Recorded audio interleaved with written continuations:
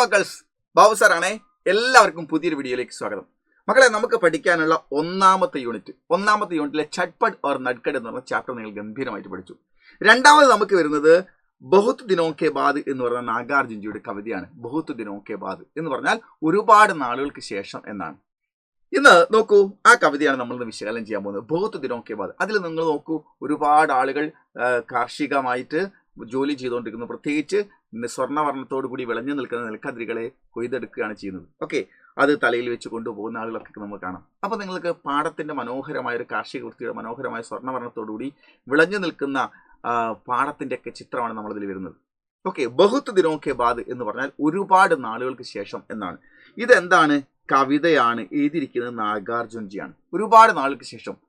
എന്താണ് ഈ ഒരുപാട് നാളുകൾക്ക് ശേഷം എന്നതുകൊണ്ട് കവി ഉദ്ദേശിക്കുന്നത്? അതായത് നാം ഇവിടെ ജീവിക്കുന്നു, എന്നിട്ടും നമ്മൾ പലതും കണ്ടിട്ടുണ്ട്. പക്ഷെ കാണേണ്ടതുപോലെ നമ്മൾ കണ്ടിട്ടുണ്ടോ? പലതും നമ്മൾ കേൾക്കേണ്ടതുപോലെ കേട്ടിട്ടുണ്ടോ? പലതും നമ്മൾ മണക്കേണ്ടതുപോലെ നമ്മൾ മണത്തിട്ടുണ്ടോ? പലതും നമ്മൾ രുചിച്ചിട്ടുണ്ട്. അതിൻ്റെ ആസ്വദിച്ച് നമ്മൾ രുചിച്ചിട്ടുണ്ടോ? അപ്പോൾ ഇതൊക്കെ നമ്മളെ ശരീരത്തിൽ നമ്മൾ കണ്ണ്, മൂക്ക്, നാക്ക്, ത്വക്ക്, ചെവി ഇവയിലൂടെയൊക്കെ നമുക്ക് ഫീൽ ചെയ്യുന്നുണ്ടെങ്കിൽ പോലും അതിന് മനസ്സുകൊണ്ട് കൃത്യമായി ടച്ച് ചെയ്യാത്തത് കൊണ്ട് അതിന് യഥാർത്ഥമായ രുചിയും ഗന്ധവും മണവും ഒന്നും നമുക്ക് മനസ്സിലാക്കാൻ പറ്റുന്നില്ല എന്നുള്ളതാണ്. പ്രകൃതിയെ തന്നെ, നമ്മൾ മനോഹരമായ പ്രകൃതിയെ എത്ര ആളുകൾ ചിത്രശലഭത്തെ കണ്ടിട്ട് കൃത്യമായി കണ്ടിട്ടുണ്ട്. റെയിൻബോയെ കണ്ടിട്ട് എത്ര ആളുകൾ അത് കൃത്യമായി നിരീക്ഷിച്ചിട്ടുണ്ട്. കുന്നുകളെയും താഴ്വരകളെയും പുഴകളെയും ഒക്കെ നമ്മൾ കാണുമ്പോൾ അതിൻ്റെ കൃത്യമായ ഭംഗി നമ്മൾ എത്ര പേർ ആസ്വദിച്ചിട്ടുണ്ട്. നിറഞ്ഞു നിൽക്കുന്ന പാടത്തെ നമ്മൾ ഒരുപാട് പേർ കണ്ടിട്ടുണ്ട്. പക്ഷെ എത്ര പേർ നമ്മൾ ആസ്വദിച്ചിട്ടുണ്ട്, കൃത്യമായി കണ്ടിട്ടുണ്ട്. അങ്ങനെ ഈ കാര്യങ്ങളൊക്കെ ഒരുപാട് കാലമായി ഇവിടെ ജീവിച്ചിട്ടും എനിക്കതൊന്നും മനസ്സിലാക്കാൻ പറ്റിയില്ല. എന്നാൽ കവി അത് കൃത്യമായി നിരീക്ഷിക്കാൻ തുടങ്ങിയപ്പോൾ അതിനെക്കുറിച്ച് പറയുന്നതാണ് ബഹുത് ദിനോ കെ ബാദ്, ഒരുപാട് നാളുകൾക്ക് ശേഷം എന്നുള്ളത്. കവിത നിങ്ങൾ പഠിച്ചതാണ്. എങ്കിലും ആ കവിതയുടെ വരികളുടെ അർത്ഥം ഒന്ന് പറഞ്ഞതിന് ശേഷം ഏറ്റവും പ്രധാനമായിട്ട് പരീക്ഷ ചോദിക്കുന്ന 4 മാർക്കിന്റെ ചോദ്യം നമ്മൾ വിശകലനം ചെയ്യും. ആ ഉത്തരവ് നമ്മൾ പറയും. ഓക്കെ, അപ്പോൾ അതുകൊണ്ട് നിങ്ങൾ സ്കിപ്പ് ചെയ്യാതെ വീഡിയോ കാണുക, നിങ്ങൾ സുഹൃത്തുക്കൾക്ക് അയച്ചു കൊടുക്കുക, ഗംഭീരമായി പഠിക്കുക. ഇപ്പോൾ നിങ്ങൾക്ക് ബാച്ചിൽ നിങ്ങൾ ജോയിൻ ചെയ്യാൻ ഒരു സുവർണ അവസരമുണ്ട്. നിങ്ങൾക്ക് ബാച്ചിൽ ജോയിൻ ചെയ്യുന്നവർക്ക് മൺസൂൺ ഓഫർ ഉണ്ട്. 10% കൂടി നിങ്ങൾക്ക് ഗംഭീരമായിട്ട് ബാച്ചിലേക്ക് നിങ്ങൾ ജോയിൻ ചെയ്യൂ. അവിടെ വെച്ച് നമുക്ക് വിശാലമായിട്ട് പഠിക്കാം. ഓക്കെ, അപ്പോൾ നമുക്ക് നോക്കാം, കവിതയൊന്ന് നോക്കാം. നോക്കൂ, ബഹുത് ദിനോ കെ ബാദ്, ഒരുപാട് നാളുകൾക്ക് ശേഷം. അബ് കി, ഇപ്പോൾ, മേനെ, ഞാൻ, ജി ഭർ, മനസ്സ് നിറയെ ദേക്കി, ഇപ്പോൾ ഞാൻ മനസ്സ് നിറയെ കണ്ടു എന്ന് പറഞ്ഞാൽ കണ്ണുകൊണ്ടല്ലേ കാണേണ്ടത്. പക്ഷെ മനസ്സ് നിറയെ കണ്ടു എന്ന് പറഞ്ഞാൽ കാണേണ്ടത് കണ്ണിലൂടെയാണെങ്കിലും അത് കൃത്യമായി നമുക്ക് ബോധ്യപ്പെടേണ്ടത്, പതിക്കേണ്ടത് മനസ്സിലാണ്. ഓക്കെ, അപ്പോൾ അബ് കി മേനെ ജി ഭർ ദേക്കി, ഇപ്പൊ ഞാൻ മനസ്സ് നിറയെ മൺകുളിർക്കെ ഞാൻ കണ്ടു. പക്കി, പാകമായ, സുൻഹലി, സ്വർണ്ണവർണ്ണമുള്ള, ഫസലും കി, വിളവുകളുടെ, മുസ്കാൻ, പുഞ്ചിരി, ഇപ്പോഴാണ് സ്വർണ്ണവർണ്ണത്തോടു കൂടി വിളഞ്ഞു നിൽക്കുന്ന നെൽക്കതിരുകളുടെ പുഞ്ചിരി മനസ്സ് നിറയെ എനിക്കൊന്ന് കാണാൻ കഴിഞ്ഞത് ഇപ്പോഴാണ്. ഇതുവരെ എൻ്റെ കണ്ണിൽ തട്ടിയിട്ടുണ്ട്, പക്ഷെ അതെൻ്റെ മനസ്സിൽ തട്ടിയിട്ടില്ലായിരുന്നു. എന്നിട്ട് ബഹുത് ദിനോ കെ ബാദ്, ഒരുപാട് നാൾക്ക് ശേഷമാണ്. ബഹുത് ദിനോ കെ ബാദ്, ഒരുപാട് നാൾക്ക് ശേഷമാണ്. അബ് കി, ഇപ്പോൾ, മേ, ഞാൻ, ജി ഭർ, മനസ്സു നിറയെ, സുൻ പായ, കേൾക്കുന്ന ചെവി കൊണ്ടാണ്. ഞാൻ ചെവി നിറയെ കേട്ടു എന്നല്ല പറയുന്നത്, കവിയുടെ മനസ്സ് നിറയെ കേട്ടത്. കേൾക്കാൻ സഹായിക്കുന്ന അവയവമാണ് ചെവി, പക്ഷെ അത് കേൾക്കേണ്ടത് കൃത്യമായിട്ട് മനസ്സുകൊണ്ടാണ്. കാണാൻ സഹായിക്കുന്ന അവയവമാണ് നമ്മുടെ കണ്ണ്, പക്ഷെ കാണേണ്ടത് മനസ്സുകൊണ്ടാണ് കണ്ണിന്റെ സഹായത്താൽ. കേൾക്കേണ്ടത് മനസ്സുകൊണ്ടാണ് ചെവിയുടെ സഹായത്താൽ.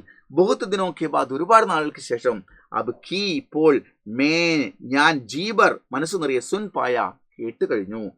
ദാൻ കുട്ടുത്തി, ധാന്യം കുത്തുന്ന, കിശോരിയോം കി, ബാലികമാരുടെ, കോകിൽ കണ്ടി, താൻ എന്ന് പറഞ്ഞ നാദം, കോകിൽ എന്ന് പറഞ്ഞാൽ കുയിലിനെ പോലുള്ള നാദം, കുയിൽ പാടുന്നത് പോലുള്ള ഏറ്റവും മനോഹരമായി പാടുന്നത് ആരാണ്? കുയിലാണ്, അതല്ലേ? മനോഹരമായ പാട്ട് കുയിലിനെ പോലെ പാടുന്നവരാണ്. അപ്പൊ കുയിൽ നാദം എന്നൊക്കെ നമ്മൾ പറയാറില്ലേ? അപ്പൊ അതുകൊണ്ട് ധാന്യം കുത്തുന്ന, ജോലി ചെയ്തുകൊണ്ടിരിക്കുന്ന സമയത്ത് ബാലികമാർ പാടുന്ന അവരുടെ കുയിൽ നാദം പോലുള്ള പാട്ട് ഇപ്പോഴാണ് ഞാൻ മനസ്സ് നിറയെ കേട്ടത്, ചെവിയിലൂടെ മനസ്സ് നിറയെ കേട്ടത്. ബഹുത് ദിനോ കെ ബാദ്, അതൊക്കെ പണ്ട് ഞാൻ കേൾക്കാറുണ്ട്, പക്ഷെ എൻ്റെ മനസ്സിൽ ടച്ച് ചെയ്യാറില്ല. ബഹുത് ദിനോ കെ ബാദ്, ഒരുപാട് നാളുകൾക്ക് ശേഷമാണ്. അബ് കി, ഇപ്പോൾ, മേനെ, ഞാൻ, ജീബർ സൂന്ദേ, മനസ്സ് നിറയെ, സൂന്ദേ, മൂക്കുകൊണ്ടാണ് മണക്കുന്നത്, പക്ഷേ ഞാൻ മൂക്ക് നിറയെ മണത്തുന്നല്ല, മനസ്സ് നിറയെ മണത്തു. മൈൽസരി കെ, മൈൽസരി എന്ന് പറഞ്ഞാൽ ഇലഞ്ഞി മരത്തിന്റെ, ഠേർ ഠേർ സേ, ഏറ്റവും പൂത്തു നിൽക്കുന്ന, താജേ ഡെഡ്കെ ഫൂൽ, കൊമ്പിൽ നിറഞ്ഞു നിൽക്കുന്ന ഏറ്റവും ഫ്രഷായ പൂവിന്റെ ഗന്ധം ഇപ്പോഴാണ് ഞാൻ മനസ്സ് നിറയെ മണത്തത്. ബഹുത്ത് ദിനോ കെ ബാദ്, അതും കുറെ നാളുകൾക്ക് ശേഷമാണ്. ബഹുത്ത് ദിനോ കെ ബാദ്, പിന്നീട് കൂടാതെ ഒരുപാട് നാളുകൾക്ക് ശേഷം. അബ് കീ മേം, ഇപ്പോൾ ഞാൻ ജീബർ ചൂപ്പായ, മനസ്സ് നിറയെ ഞാനൊന്ന് ടച്ച് ചെയ്തു. കൈകൊണ്ടാണ് ടച്ച് ചെയ്തത്, പക്ഷേ മനസ്സ് നിറയെ ഞാൻ ടച്ച് ചെയ്തു. ഒരുപാട് നാളുകൾക്ക് ശേഷം, അബുക്കി ഒരുപാട് നാളുകൾക്ക് ശേഷം, ഇപ്പോൾ ഞാൻ മനസ്സുകൊണ്ടൊന്ന് തൊട്ടു. അപ്പനി എൻ്റെ ഗവയി ഗ്രാമത്തിലെ പകടണ്ടിക്ക് ഒറ്റയടി പാതയിൽ, നമ്മൾ പറമ്പിലൂടെയൊക്കെ അങ്ങോട്ടും ഇങ്ങോട്ടും ഒരാൾ മാത്രം പോകാൻ ഉപയോഗിക്കുന്ന സ്ഥലത്ത് പച്ചപ്പുല്ലുകൾക്ക് ഇടയിലൂടെ നടക്കുമ്പോൾ വഴി ഉണ്ടാവും, അവിടെ പൊടിമണ്ണുണ്ടാവും. പകടണ്ടിക്ക് ഒറ്റയടി പാതയിലെ ചന്ദൻ വർണ്ണീതവും, എൻ്റെ നാട്ടിലെ മണ്ണിൻ്റെ ചന്ദനപ്പൊടി പോലുള്ള മണ്ണിനെ മനസ്സ് നിറയെ ഞാൻ തൊട്ടത് ഒരുപാട് ശേഷം ഇന്നാണ് എന്ന് പറയുന്നു. എന്നിട്ട് പറയുന്നു ബഹുത്ത് ദിനോ കെ ബാദ്, ഒരുപാട് നാളുകൾക്ക് ശേഷം. അബ് കി, ഇപ്പോൾ മേനെ ഞാൻ ജീബർ, മനസ്സ് നിറയെ താൽമഖാന ഖായ. താൽമഖാന എന്ന് പറയുന്നത് വയൽച്ചുള്ളിയുടെ ഒരു വയൽച്ചുള്ളിയാണ്. നമ്മൾ എവിടെയൊക്കെ അത് അങ്ങനെ കഴിക്കുന്നത് കുറവാണ്. ഓക്കെ, താൽമഖാന ഖായ, വയൽച്ചുള്ളി കഴിച്ചു. ഗന്നെ ചൂസേ ജീബർ, ഇതൊരു ഔഷധമാണ് കേട്ടോ. താൽമഖാന നമ്മുടെ ഔഷധമായിട്ടാണ് ഇവിടെ ഉപയോഗിക്കുന്നത്. ഗന്നെ, കരിമ്പ്, ചൂസേ, ഞാൻ ചവച്ച് അരച്ചു നുണഞ്ഞു. ജീബർ, മനസ്സ് നിറയെ, വയറു നിറയെ അല്ലെങ്കിൽ വായ നിറയെ കരിമ്പിൻ നീര് കുടിച്ചു എന്നല്ല, മനസ്സ് നിറയെന്ന, വയറു നിറയുമല്ല, വായ നിറയെന്നോ വയറു നിറയെന്നല്ല, മനസ്സ് നിറയെ ഞാൻ കരിമ്പിൻ നീര് ചവച്ചരച്ചു കുടിച്ചു. താൽമഖാന ഖായ, അപ്പോൾ ഞാൻ ഒരുപാട് നാൾക്ക് ശേഷം ഞാൻ കണ്ടു. ഇവിടെ പറയുന്നു ബഹുത്ത് ദിനോ കെ ബാദ്, ഒരുപാട് നാൾക്ക് ശേഷം. അബ്കി മേനെ ജീബർ ബോഗെ, അബ്കി ഇപ്പോൾ മേനെ ഞാൻ ജീബർ, മനസ്സു നിറയെ, ബോഗെ ബോഗെ അനുഭവിച്ചു. എന്തൊക്കെ? ഗന്ധ്, ഗന്ധം എന്തിലൂടെ? മൂക്കിലൂടെ.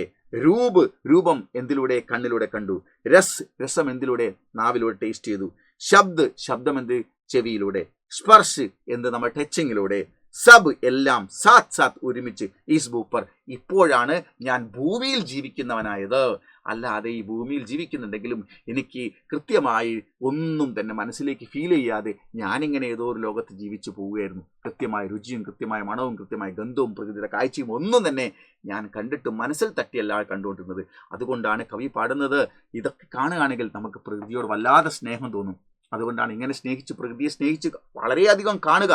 പൂക്കളെയും ചിത്രശലഭങ്ങളെയും റെയിൻബോയെയും നദികളെയും അരുവികളെയും ഒക്കെ അങ്ങനെ ഒരുപാട്, കടലിനെയും കായലിനെയും കുന്നുകളെയും മലകളെയും ഒക്കെ നമ്മൾ കാണുമ്പോൾ നമ്മൾ കൃത്യമായി മനസ്സുകൊണ്ടാണ് കാണുന്നതെങ്കിൽ നമുക്കിത് വല്ലാത്തൊരു ഫീൽ ചെയ്യും. അതിന് വല്ലാത്തൊരു സ്നേഹവും പ്രണയവും തോന്നും. അതുകൊണ്ടാണ് കവി പാടുന്നത്, ഈ മനോഹര തീരത്ത് തരുമോ ഇനിയൊരു ജന്മം കൂടി. അല്ലേ, നിങ്ങൾ ആലോചിച്ച് നോക്ക്. അതാണ് കവി പാടുന്നത്. അപ്പൊ നമുക്ക് ഇവിടെ നിന്ന്, പ്രകൃതിയിൽ നിന്ന് ഇങ്ങനെ ഒരു ജീവിതം കിട്ടിയ ഈ ഭൂമിയിൽ ഇനിയും ജീവിക്കാൻ കൊതി തോന്നിപ്പോവും. അപ്പോൾ അതാണൊക്കെ പ്രകൃതിയെ അത് നിരീക്ഷിക്കുന്നതും കൃത്യമായി കാണുന്നത് കൊണ്ടാണ്. നമുക്ക് അങ്ങനെ മനസ്സുകൊണ്ട് ടച്ച് ചെയ്യാത്തതുകൊണ്ട് നമുക്ക് അങ്ങനത്തെ ഒരു ചിന്തയും വരാതെ പോകുന്നു എന്നുള്ളതാണ്. അപ്പോഴാണ് നമുക്ക് പ്രകൃതി സ്നേഹം ഉണ്ടാകുന്നത്. ഇതാണ് ഈ കവിതയിലൂടെ കവി പറയാൻ ഉദ്ദേശിച്ചത്. ഓക്കെ, യെസ്, ഞാനതൊരു 5 മിനിറ്റ് കൊണ്ട് കവിത പറഞ്ഞു, 1 മണിക്കൂർ കൊണ്ട് എക്സ്പ്ലെയിൻ ചെയ്ത് ചിത്രങ്ങളെ കാണിച്ച് പറയേണ്ടതാണ്. പക്ഷേ ബാച്ചിലൊക്കെ നമ്മളത് കണ്ടിട്ടുണ്ട്. പക്ഷേ ഞാനൊന്ന് സമ്മറി പറയാൻ വേണ്ടിയിട്ട് ഒന്ന് ഓർമ്മപ്പെടുത്തിയത് മാത്രം. ഇനി ഈ പാഠവുമായി ബന്ധപ്പെട്ട് നിങ്ങൾക്ക് ചോദിക്കുന്ന ചോദ്യമാണ് മക്കളെ, കവിത ആക്ക ആശയിലേക്ക് എന്ന് ചോദിക്കും. ഏറ്റവും ചുരുക്കി ഞാനൊന്ന് പറയാണ്. ബഹുത്ത് ദിനോ കെ ബാദ്, കവിത നാഗാർജുൻജിയാണ്. നോക്കൂ, കവിത ആക്ക ആശയം, കവിതയുടെ ആശയം. ശ്രീ നാഗാർജുൻജി ലിഖേ ഹുയെ എഴുതിയിട്ടുള്ള ഏക് സുന്ദർ കവിത, ഒരു ബ്യൂട്ടിഫുൾ കവിതയാണ് ബഹുത്ത് ദിനോ കെ ബാദ്, ഒരുപാട് നാളുകൾക്ക് ശേഷം എന്നുള്ളത്.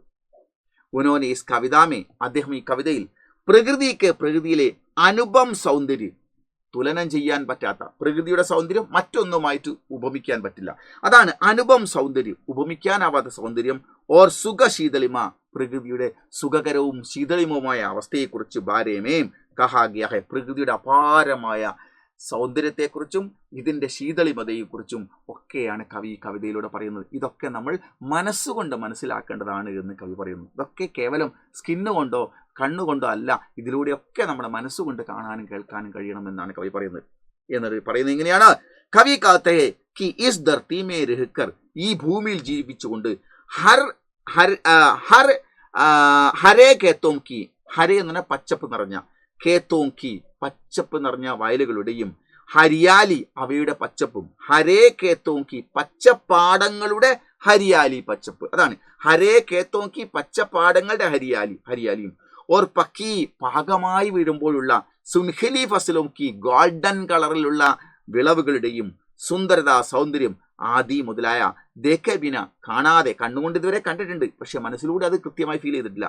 ഈസ് ധർത്തി പർ ഈ ഭൂമിയിൽ ഹം കൈസേ ജി ബർ ജി സക്തേ, എങ്ങനെയാണ് ഇത് കാണേണ്ടതുപോലെ മനസ്സറിഞ്ഞ് കാണുന്നില്ലെങ്കിൽ ഈ ഭൂമിയിൽ ജി ബർ ജി സക്തേ, എങ്ങനെയാണ് നാം എൻജോയ് ചെയ്ത് ജീവിക്കുക. ഒന്നാമത്തെ യൂണിറ്റിന്റെ മൊത്തം പേര് ജി ബർ ജിയേം എന്നാണ്. എങ്ങനെയാണ് ഇതൊക്കെ നിങ്ങൾ കൃത്യമായി മനസ്സുകൊണ്ട് കാണുന്നില്ലെങ്കിൽ, കണ്ണുകൊണ്ട് കാര്യമില്ല, മനസ്സുകൊണ്ട് കാണുന്നില്ലെങ്കിൽ, അതാ കണ്ണുകൊണ്ട് കണ്ടിട്ട് മനസ്സിൽ തട്ടുന്നില്ലെങ്കിൽ എങ്ങനെയാണ് ജി ബർ ജി സക്തേ. മൈൽസരിക്കെ താജെ ഡഡ്കെ ഫൂൽ, ഇലഞ്ഞി മരത്തിന്റെ നിറഞ്ഞു പൂത്തൊലിഞ്ഞു നിൽക്കുന്ന ഏറ്റവും ഫ്രഷായ പൂവ്. അപ്പനി ഗവയി പകടണ്ടിക്ക് ചന്ദൻ വർണ്ണീതൂൾ, തൻ്റെ നാട്ടിൻ പുറത്തുള്ള ഒറ്റയടിപ്പാതയിലെ ചന്ദനപ്പൊടി പോലുള്ള മണ്ണുകൾ. താൽമക്കാന, അതുപോലെ തന്നെ വയൽച്ചുള്ളി.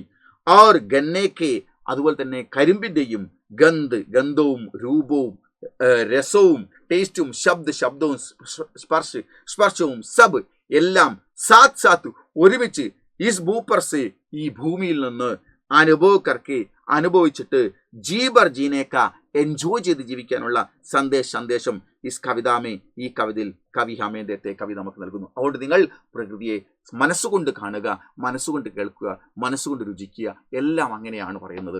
അപ്പോൾ കണ്ണ്, മൂക്ക്, നാക്ക്, ത്വക്ക്, ചെവി, 5 ഇന്ദ്രിയങ്ങൾ കൊണ്ട് നമ്മൾ കാണുമെങ്കിലും അതിൽ മനസ്സ് പ്രവർത്തിക്കുന്നില്ല എങ്കിൽ നമുക്കൊന്നും കൃത്യമായിട്ട് ആസ്വദിക്കാൻ കഴിയില്ല എന്നുള്ള വലിയൊരു സന്ദേശമാണ് ഈ കവിതയിലൂടെ കവി പറഞ്ഞിരിക്കുന്നത്. ഓക്കെ, അപ്പോൾ നമുക്ക് ഇത് ഗംഭീരമായിട്ട് പഠിക്കാം, പരീക്ഷയിൽ സൂപ്പറായിട്ട് മാർക്ക് വാങ്ങാം. Okay, by.